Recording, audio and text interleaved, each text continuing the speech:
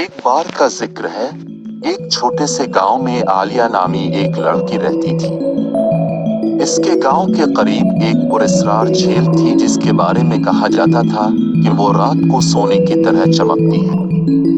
लोग इस झील से डरते थे और वहां जाने की हिम्मत नहीं करते थे। एक रात आलिया ने झील को करीब से देखने का फैसला किया। चांदनी रात में जब सब सो रहे थे, वो खामोशी से झील की तरफ चल पड़ी। झील की सतह वाकई सोने की तरह चमक रही थी। आलिया हैरान हो गई और झील के किनारे बैठ गई। अचानक झील से एक नर्म आवाज आई, आलिया, तुम यहाँ क्यों आई हो? आलिया ने हिम्मत जमा की और जवाब दिया, मैं जानना चाहती थी कि ये झील क्यों चमकती है। आवाज ने कहा, ये झील एक कदीम राज रखती है। तुम्हारे खुलूस दिल ने तुम्हें यहाँ तक पहुँचाया है। फिर झील की सतह से एक खूबसूरत परी नमूदार हुई। मैं इस झील की रूह हूँ। ये चमक उसके राज की हिफाजत करती है।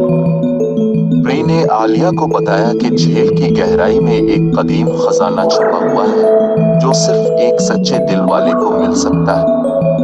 परी ने आलिया को एक चमकती हुई शील दी और कहा, इसे झील में फेंक दो और खजाना तुम्हारे सामने आ जाएगा।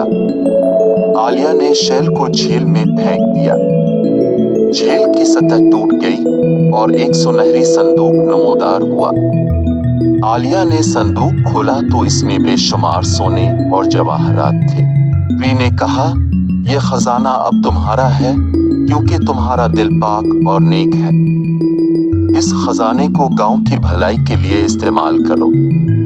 आलिया ने खजाना गांव वालों में बांट दिया और गांव खुशहाल हो गया।